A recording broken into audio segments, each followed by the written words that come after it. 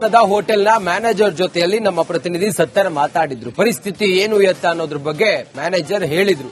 ಹಿಂಗಾದ್ರೆ ಮುಂದೆ ಕಷ್ಟ ಅನ್ನೋದ್ರ ಬಗ್ಗೆ ಹೇಳಿದ್ರು. ದೇವಸ್ಥಾನಗಳಲ್ಲಿ ಚಿತ್ರಣ ಹೀಗಿದೆ. ಇನ್ನು ಬೆಂಗಳೂರು ಮಾತ್ರ ಅಲ್ಲ, ರಾಜ್ಯದ ಬೇರೆ ಬೇರೆ ಜಿಲ್ಲೆಗಳಲ್ಲೂ ಕೂಡ ಗ್ಯಾಸ್ ಸಿಲಿಂಡರ್ ಪೂರೈಕೆ ಆಗದೆ ಹೋಟೆಲ್ಗಳಲ್ಲಿ ಎಂಥ ಖಂಡಾಂತರ ಎದುರಾಗಿದೆ ಅಂತ ಕೇಳಿದ್ರೆ ಹುಬ್ಬಳ್ಳಿಯಲ್ಲೂ ಕೂಡ ಇದೇ ಪರಿಸ್ಥಿತಿ. ಸಿಲಿಂಡರ್ ಸಿಗದೆ ಹೋಟೆಲ್ ಮಾಲೀಕರು ಕಂಗಾಲಾಗಿ ಹೋಗಿದ್ದಾರೆ. ಹುಬ್ಬಳ್ಳಿ ಧಾರವಾಡಕ್ಕೂ ಕೂಡ ಯುದ್ಧದ ಎಫೆಕ್ಟ್ ತಟ್ಟಿದೆ.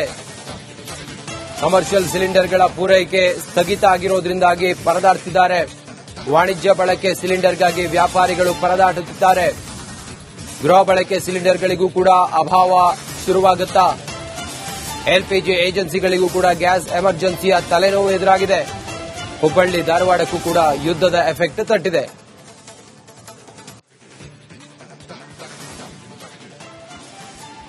ಇದೆಲ್ಲ ಬಹುಶಃ ಇವತ್ತು ನಾಳೆ ಒಂದೆರಡು ದಿನ ಅಂತ ಅನ್ಸುತ್ತೆ. ಆನಂತರ ಗ್ಯಾಸ್ ಸಿಗದೆ ಹೋದ್ರೆ ಪೂರಿ ಮಾಡೋಕ್ಕೂ ಆಗಲ್ಲ, ದೋಸೆ ಮಾಡೋಕ್ಕೂ ಆಗಲ್ಲ. ಹುಬ್ಬಳ್ಳಿಯಲ್ಲಿ ಉಡುಪಿ ಹೋಟೆಲ್ನಲ್ಲಿ ಕಂಡು ಬರ್ತಿರುವಂತಹ ದೃಶ್ಯ ಇದು. ನಮ್ಮ ಪ್ರತಿನಿಧಿ ಪ್ರಕಾಶ್, ಹುಬ್ಬಳ್ಳಿಯ ಪ್ರತಿನಿಧಿ, ನೇರ ಸಂಪರ್ಕದಲ್ಲಿದ್ದಾರೆ. ಹೇಗಿದೆ ಹುಬ್ಬಳ್ಳಿಯಲ್ಲಿ ಅನ್ನೋದರ ಬಗ್ಗೆ ಅವರನ್ನ ಕೇಳೋಣ. ಪ್ರಕಾಶ್, ಹುಬ್ಬಳ್ಳಿಯಲ್ಲಿ ಕಮರ್ಷಿಯಲ್ ಸಿಲಿಂಡರ್ ಸಿಗದೇ ಇರೋದ್ರಿಂದಾಗಿ ಹೇಗೆಲ್ಲ ವ್ಯಾಪಾರಸ್ಥರು ಈಗ ಪರದಾಡ್ತಿದ್ದಾರೆ, ಹಾಗೆ ಪರಿಸ್ಥಿತಿ ಹೀಗೆ ಮುಂದುವರೆದ್ರೆ ಏನ್ ಕತೆ ಮತ್ತೆ ಹೋಟೆಲ್ಗಳಲ್ಲಿ ಅಥವಾ ಬೇರೆ ಬೇರೆ ಕಡೆಗಳಲ್ಲಿ ಸದ್ಯಕ್ಕೆ ತಾವು ಯಾರ್ಯಾರನ್ನು ಮಾತಾಡ್ತಿದ್ರಿ, ಏನಂದ್ರು, ಹೇಗಿದೆ ಪರಿಸ್ಥಿತಿ? ಪ್ರಕಾಶ್,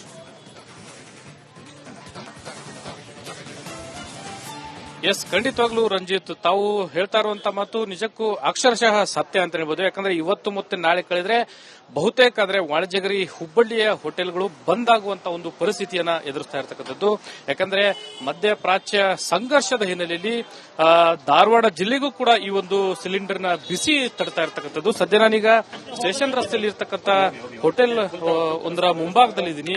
ಒಂದ್ ಕಡೆ ದೃಶ್ಯದಲ್ಲಿ ತಾವು ಗಮನಿಸ್ತಾ ಇರಬಹುದು, ಕಳೆದ 3-4 ದಿನಗಳಿಂದ ವಾಣಿಜ್ಯ ಬಳಕೆಯ ಸಿಲಿಂಡರ್ಗಳಿಗಾಗಿ ಸಾಕಷ್ಟು ಪರದಾಟವನ್ನು ಅನುಭವಿಸುವಂತ ಒಂದು ಪರಿಸ್ಥಿತಿ ಹೋಟೆಲ್ಗಳ, ಅದರಲ್ಲೂ ಪ್ರಮುಖವಾಗಿ ಹೋಟೆಲ್ಗಳ ಮಾಲೀಕರದ್ದು ಒಂದು ಈ ಪರದಾಟ ಅನುಭವಿಸುವಂತ ಪರಿಸ್ಥಿತಿ ಇಲ್ಲಿ ನಿರ್ಮಾಣ ಆಗಿರತಕ್ಕಂಥದ್ದು.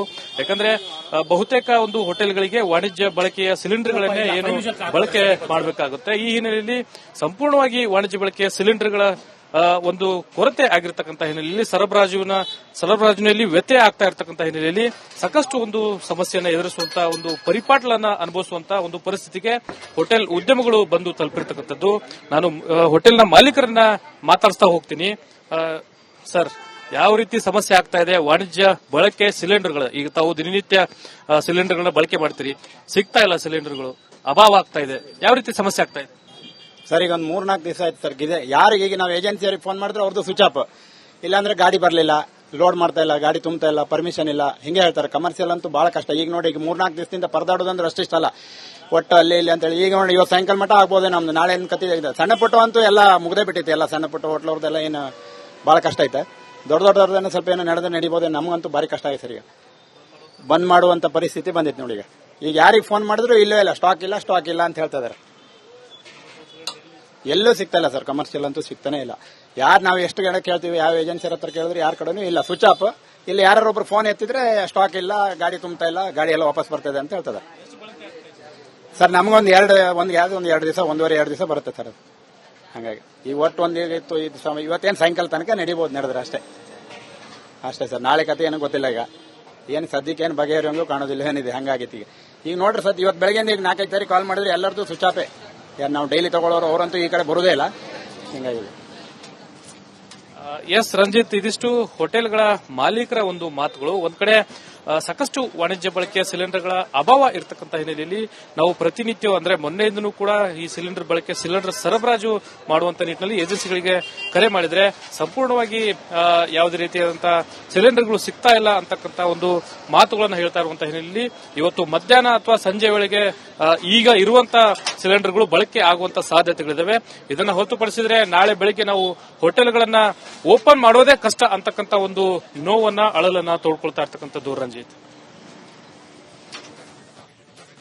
ಪ್ರಕಾಶ್, ಸದ್ಯ ಈಗ ಇದೇ ರೀತಿ ಕಂಟಿನ್ಯೂ ಆದ್ರೆ ಮುಂದೇನಂತೆ? ಏನಾದ್ರೂ ಮನವಿ ಮಾಡಿದ್ದಾರಾ? ಏಜೆನ್ಸಿಯವರು ಏನ್ ಹೇಳ್ತಾ ಇದ್ದಾರೆ? ಈಗ ಹುಬ್ಬಳ್ಳಿಯಲ್ಲಿ ಅವೈಲೇಬಲ್ ಇಲ್ಲ ಅಂತ ಹೇಳ್ತಾ ಇದ್ದಾರಾ? ಇದು ಒಂದ್ ಕಡೆ ಆದ್ರೆ ಮನೆಗಳಿಗೆ ಈಗ ಅವರು ಆರ್ಡರ್ ಮಾಡಿದಾಗ ಸರಿಯಾದ ಸಮಯಕ್ಕೆ ಈಗ ಗ್ಯಾಸ್ ಸಿಲಿಂಡರ್ ಸಿಗ್ತಾ ಇದೆಯಾ? ಗೃಹ ಬಳಕೆ ಗ್ಯಾಸ್ ಕತೆ ಏನು ಪ್ರಕಾಶ್?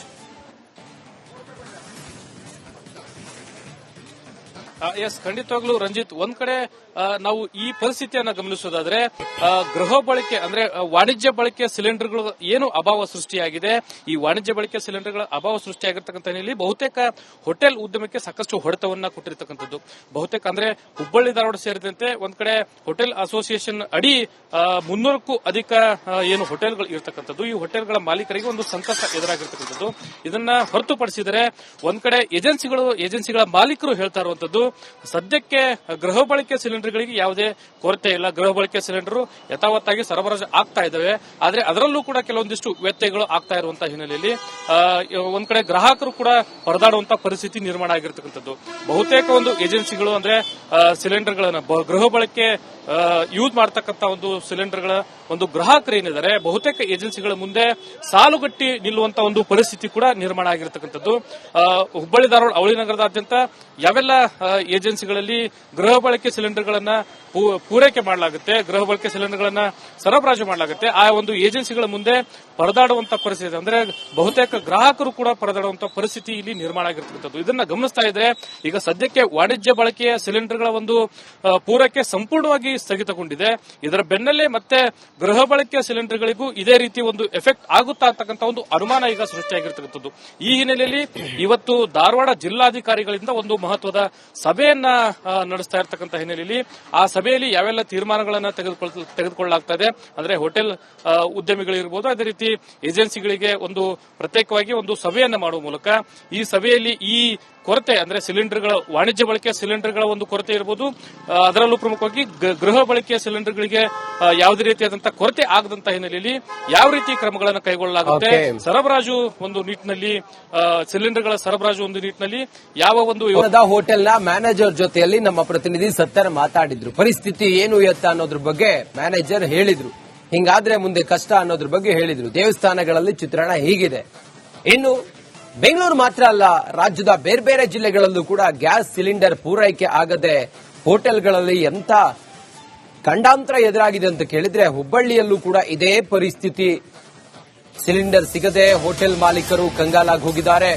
ಹುಬ್ಬಳ್ಳಿ ಧಾರವಾಡಕ್ಕೂ ಕೂಡ ಯುದ್ಧದ ಎಫೆಕ್ಟ್ ತಟ್ಟಿದೆ. ಕಮರ್ಷಿಯಲ್ ಸಿಲಿಂಡರ್ಗಳ ಪೂರೈಕೆ ಸ್ಥಗಿತ ಆಗಿರೋದ್ರಿಂದಾಗಿ ಪರದಾಡ್ತಿದ್ದಾರೆ. ವಾಣಿಜ್ಯ ಬಳಕೆ ಸಿಲಿಂಡರ್ಗಾಗಿ ವ್ಯಾಪಾರಿಗಳು ಪರದಾಡುತ್ತಿದ್ದಾರೆ. ಗೃಹ ಬಳಕೆ ಸಿಲಿಂಡರ್ಗಳಿಗೂ ಕೂಡ ಅಭಾವ ಶುರುವಾಗುತ್ತಾ. ಎಲ್ಪಿಜಿ ಏಜೆನ್ಸಿಗಳಿಗೂ ಕೂಡ ಗ್ಯಾಸ್ ಎಮರ್ಜೆನ್ಸಿಯ ತಲೆನೋವು ಎದುರಾಗಿದೆ. ಹುಬ್ಬಳ್ಳಿ ಧಾರವಾಡಕ್ಕೂ ಕೂಡ ಯುದ್ಧದ ಎಫೆಕ್ಟ್ ತಟ್ಟಿದೆ.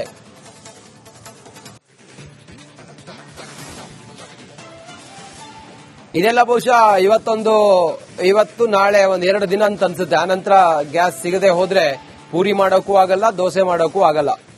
ಹುಬ್ಬಳ್ಳಿಯಲ್ಲಿ ಉಡುಪಿ ಹೋಟೆಲ್ನಲ್ಲಿ ಕಂಡು ಬರ್ತಿರುವಂತಹ ದೃಶ್ಯ ಇದು. ನಮ್ಮ ಪ್ರತಿನಿಧಿ ಪ್ರಕಾಶ್, ಹುಬ್ಬಳ್ಳಿಯ ಪ್ರತಿನಿಧಿ, ನೇರ ಸಂಪರ್ಕದಲ್ಲಿದ್ದಾರೆ.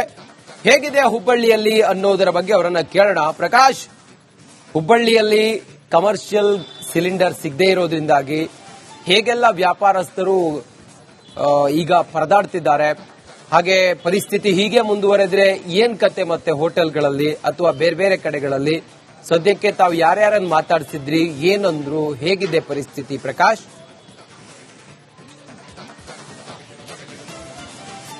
ಎಸ್, ಖಂಡಿತವಾಗ್ಲೂ ರಂಜಿತ್, ತಾವು ಹೇಳ್ತಾ ಇರುವಂತ ಮಾತು ನಿಜಕ್ಕೂ ಅಕ್ಷರಶಃ ಸತ್ಯ ಅಂತ ಹೇಳ್ಬೋದು. ಯಾಕಂದ್ರೆ ಇವತ್ತು ಮತ್ತೆ ನಾಳೆ ಕಳೆದ್ರೆ ಬಹುತೇಕ ಅಂದ್ರೆ ವಾಣಿಜ್ಯಗರಿ ಹುಬ್ಬಳ್ಳಿಯ ಹೋಟೆಲ್ಗಳು ಬಂದ್ ಆಗುವಂತ ಒಂದು ಪರಿಸ್ಥಿತಿಯನ್ನ ಎದುರಿಸ್ತಾ ಇರತಕ್ಕಂಥದ್ದು.